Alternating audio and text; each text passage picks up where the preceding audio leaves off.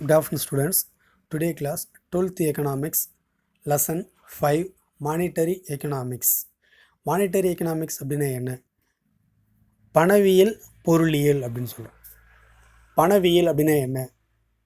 இந்த லெசனில் நம்ம எதை பற்றி படிக்க போகிறோம் அப்படின்னு பார்த்தீங்கன்னா மணி. பணம் அப்படின்னா என்ன? பணத்துடைய ஃபங்க்ஷன்ஸ் என்னென்ன? Types of money. அதுக்கடுத்து பார்த்தீங்கன்னா இந்த மணியை கண்ட்ரோல் பண்ணக்கூடிய சிஸ்டம்ஸ் என்னென்ன? இன்ஃப்ளேஷன் அப்படின்னா என்ன அப்படின்னு பார்த்தீங்கன்னா பணவீக்கம் இது எப்படி உருவாகுது, இதெல்லாம் தான் நம்ம இந்த லெசனில் பார்க்க போகிறோம். அதில் ஃபஸ்ட் ஒன் 4th லெசன் வரை நம்ம கம்ப்ளீட் பண்ணியிருக்கோம். அதுக்கடுத்து பார்த்தீங்கன்னா 5th லெசனில் ஃபஸ்ட் ஒன் ஒரு மில்டன் ஃப்ரைட்மேன் அப்படின்ற ஒரு எக்கனாமிக்ஸ்ட். இவர் வந்து பார்த்தீங்கன்னா ஒரு நோபல் வின்னர் அப்படின்னு சொல்லலாம். ஒரு நோபல் ப்ரைஸை வின் பண்ணியிருக்க ஒரு மிகப்பெரிய ஒரு எக்கனாமிக்ஸ்ட். இந்த மில்டன் ஃப்ரைட்மேன் அப்படின்ற ஒரு இந்த மானிட்டரி பாலிசிக்கு ஒரு டெஃபினேஷன் கொடுத்துருக்காரு. அது என்ன அப்படின்னு பார்த்தீங்கன்னா inflation is taxation without legislation. பணவீக்கம் என்பது ஒரு சட்டப்பூர்வமற்ற வரி விதிப்பு அப்படின்னு சொல்கிறார். பணவீக்கம் அப்படின்னா என்ன அப்படின்னா ஒரு சட்டப்பூர்வமற்ற வரி விதிப்பு. Inflation is taxation without legislation. First one, inflation அப்படின்னா என்ன? Inflation means increasing price level. பணத்துடைய மதிப்பு குறைந்தும் பொருட்களுடைய விலைகள் அதிகமாக இருந்தால் அதுக்கு பேர் என்ன சொல்கிறோன்னா இன்ஃப்ளேஷன் அப்படின்னு சொல்கிறோம். இந்த இன்ஃப்ளேஷன் அப்படின்றது எக்கனாமிக்ஸில் சில சுச்சுவேஷனில் ஏற்படும். ஒரு 1 மார்க்கில் கேட்கக்கூடியது ஒரு 2 மார்க்கில் கேட்கக்கூடிய ஒரு கொஷின். இன்ஃப்ளேஷன் அப்படின்னா இன்க்ரீஸிங் ப்ரைஸ் லெவல். பணத்தோட மதிப்பு குறைவாகவும் பொருட்களோட விலையோட மதிப்பு அதிகமாகவும் இருக்கும். அதுக்கு பேர் என்ன சொல்லலாம்? இன்ஃப்ளேஷன் அப்படின்னு சொல்கிறோம். Money value is low, general price level அப்படின்றது அதிகமாக இருக்கும். Inflation increasing general price level. இந்த ஒரு லைன் எழுதினாவே உங்களுக்கு ஒரு 2 mark question answer. Second one, learning objectives. இந்த லெசனில் நம்ம என்னெல்லாம் படிக்க போகிறோம்? To understand the evaluation of money. To understand evaluation of money. பணத்துடைய பரிணாம வளர்ச்சி. பணம் அப்படின்றது எப்படி உருவாச்சு, அதோடைய வளர்ச்சி. டைப்ஸ், பணத்துடைய பணிகள். Types, functions, meaning of inflation, types of meaning of inflation, இன்ஃப்ளேஷனுடைய types, causes, effects of inflation and measures to control.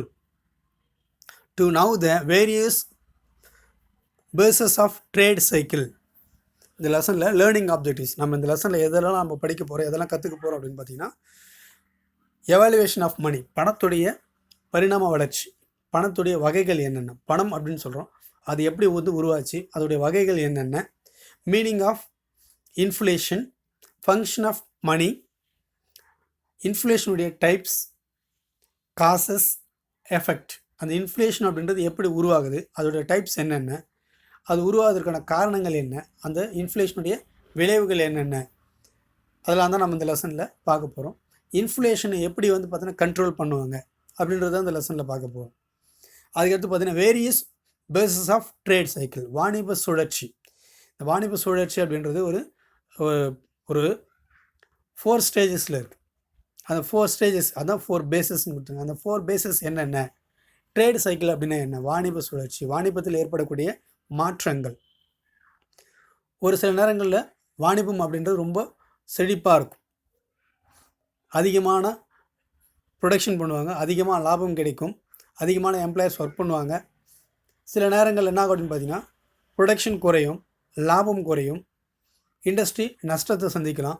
மீண்டும் அந்த இண்டஸ்ட்ரி என்ன பண்ணலாம்? ப்ரொடக்ஷனை இன்க்ரீஸ் பண்ணுவாங்க. செழிப்பு, மந்தம், அதுக்கடுத்து பார்த்திங்கன்னா மீட்சி அப்படின்னு சொல்லுவோம். மீட்சி அப்படின்னா அந்த ஒரு இண்டஸ்ட்ரி சந்திக்கக்கூடிய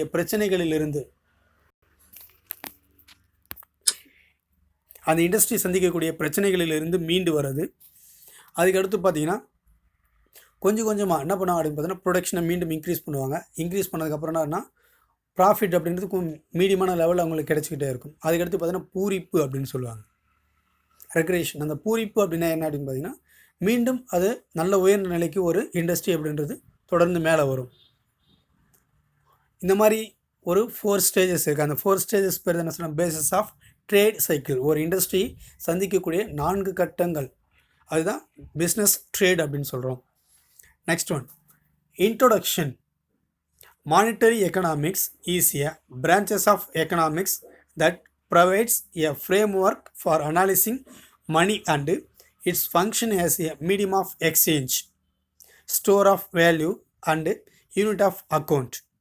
இந்த மானிட்டரி எக்கனாமிக்ஸோட பிரான்ச்சஸ் நம்மளுடைய பொருளாதாரத்தில் ஒரு பகுதி, ஒரு பாடப்பகுதி எது கொடுத்துருக்காங்க அப்படின்னு பார்த்தீங்கன்னா இந்த மானிட்டரி அப்படின்றது கொடுத்துருக்காங்க. Monetary economics.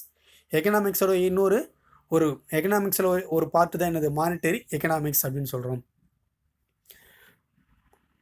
இந்த மானிட்டரி எக்கனாமிக்ஸில் எதெல்லாம் பற்றி அனாலிசிஸ் பண்ணுறோம் அப்படின்னு பார்த்தீங்கன்னா, ஃபங்க்ஷன் ஆஃப் மணி, பணத்துடைய பணிகள் என்னென்ன. ஃபஸ்ட்டு ஒரு 2 மார்க்கில் கேட்கக்கூடிய கொஷின், ஃபங்க்ஷன் ஆஃப் மணி அப்படின்னா ஒரு 4 பாயிண்ட் இருக்குது. ஃபஸ்ட் ஒன் என்ன அப்படின்னு பார்த்தீங்கன்னா, எ மீடியம் ஆஃப் எக்ஸ்சேஞ்ச். ஒரு பணம் அப்படின்றது பொருட்களை வாங்குவதற்கும் விற்பதற்கும் ஒரு இடையீட்டு கருவியாக இருக்குது. பணத்தை பரிமாற்றம் செய்யக்கூடிய ஒரு இடையீட்டு கருவியாக இருக்குது. ஒரு பொருளை வாங்குறோன்னா அந்த பொருளுடைய விலையை தீர்மானிக்கிறதுக்கு எது முக்கியமான காரணமாக இருக்குது அப்படின்னா மணி. எ மீடியம் ஆஃப் எக்ஸ்சேஞ்ச் ஒரு இடையீட்டு கருவி. ஒரு பொருளை வாங்குவதற்கு இடையிலிருந்து செயல்படக்கூடியது, அதான் இடையீட்டு கருவி. பொருட்களை வாங்குவதற்கும் விற்பதற்கும் ஒரு இடையீட்டு கருவியாக எது செயல்படுது அப்படின்னு பார்த்தீங்கன்னா இந்த மணி அப்படின்றது செயல்படுது. Next one, a store of value. பணம் அப்படின்றது ஒரு மதிப்பு நிலைக்கலன் அப்படின்னு சொல்லுவோம். பணத்தை நம்மளால் எவ்வளோ வேணாலும் தான் பண்ணலாம், ஸ்டோர் பண்ணிக்கலாம்.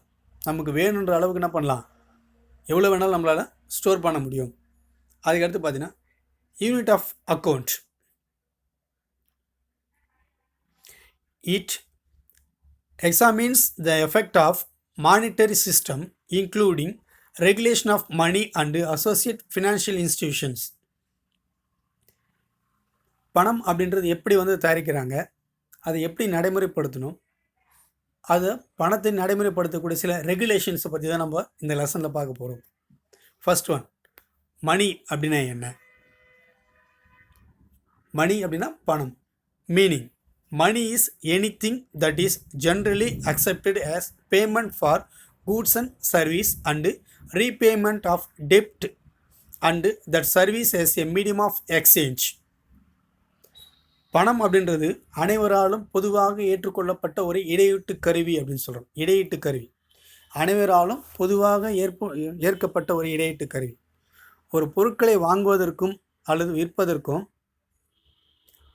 வாங்கிய கடனை திருப்பி செலுத்துவதற்கும், ரீபேமெண்ட் வாங்கிய கடனை திருப்பி செலுத்துவதற்கும் செலுத்துவதற்கும் பயன்படக்கூடிய ஒரு பொருளுக்கு பேர் என்ன சொல்லலாம், மணி அப்படின்னு சொல்கிறோம். accepted as payment for goods and service. பொருட்களையோ அல்லது பணிகளையோ, பொருட்களையும் பணிகளையும் வாங்குவதற்கு. கூட்ஸ் அப்படின்னா பொருட்கள் சொல்கிறோம், சர்வீஸ் அப்படின்னா பணிகள். ஒரு பொருளையோ அல்லது பணிகளையோ வாங்குவதற்கும் வாங்கிய கடனை திருப்பி செலுத்துவதற்கும் பயன்படக்கூடிய ஒரு இடையீட்டு கருவி. இது பொருட்களை வாங்குவதற்கும் விற்பதற்கும் அல்லது பொருட்களையும் பணிகளையும் வாங்குவதற்கும் வாங்கிய கடனை திருப்பி செலுத்துவதற்கும் பயன்படக்கூடிய ஒரு கருவிக்கு பேர் தான் என்ன சொல்லலாம், மணி அப்படின்னு சொல்லலாம். பொருளை வாங்குவதற்கும் அதுக்கடுத்து வாங்கிய கடனை திருப்பி தருவதற்கும் பயன்படுத்தக்கூடிய ஒரு முக்கியமான ஒரு factor. Service and repayment of டெப்ட் and that service a medium of exchange. A medium of exchange is anything that is wild accepted a means of payment in recent years. இப்போ நவீன காலங்களில் என்ன பண்ணுறாங்க அப்படின்னு பார்த்தீங்கன்னா, இன்றைய காலகட்டங்களில் பணத்துடைய தேவைகள் அப்படின்றது அதிக அளவில் ஆகுது. ஏன் அப்படின்னா மக்கள் அப்படின்றது அதிக அளவில் கடன் வாங்குறாங்க. அந்த கடனை வாங்குவதற்கு பணம் மட்டுமே பயன்படுத்தப்படுவதில்லை, பணத்திற்கு மாற்றாகவும் செக், டிமாண்ட் டிராஃப்ட், கிரெடிட்ஸ், இது மாதிரி கிரெடிட் கார்ட்ஸ் மூலமாக என்ன பண்ணலாம், பணத்தை வாங்கலாம், பணத்தை செலுத்தலாம் அப்படின்னு சொல்கிறோம். பணமாக கொடுத்துக்கு பதில் என்ன பண்ணலாம், செக்காகவும் கொடுக்கலாம், இல்லை டிமாண்ட் டிராஃப்டாகவும் கொடுக்கலாம். ஆனாலும் அது பணத்தை செய்யக்கூடிய பணிகளாக இருந்தாலும் பணம் தான் ஒரு நிலையான ஒரு நிலை கடன். அதனால தான் என்ன சொல்லணும்னா ஸ்டோர் ஆஃப் வேல்யூ அப்படின்னு சொல்கிறோம். Credit instruments are used and extensive scale. The use of checks, bills of exchange, etc. has gone up. It should, however, be remembered that money is the basis of credit. அந்த பணத்தை செலுத்துவதற்கு பல வழிகள் இருந்தாலும் பணம் தான் என்னவா இருக்குது, ஒரு முக்கியமான ஒரு பேசிக் கான்செப்டாக இருக்குது. என்ன அப்படின்னு பார்த்தீங்கன்னா பணம் தான் எல்லா கடனை வாங்குவதற்கு ஒரு அடிப்படை காரணமாகவும் கடனை கொடுப்பதற்கு ஒரு அடிப்படை காரணமாகவும் எது இருக்குது அப்படின்னு பார்த்தீங்கன்னா பணம் அப்படின்றது தான் இருக்குது. பணத்தை பேஸ் பண்ணி தான் என்ன பண்ணுறாங்க, மணியை பேஸ் பண்ணி தான் கிரெடிட் அப்படின்றது ஒன்று கிரியேட் ஆகுது. அப்போ கிரியேட் ஆகிறதுக்கு ஒரு பேசிக் கான்செப்ட் எது அப்படின்னு பார்த்தீங்கன்னா money. Okay, thank you. Next topic அடுத்த கிளாஸில் கண்டினியூ பண்ணலாம்.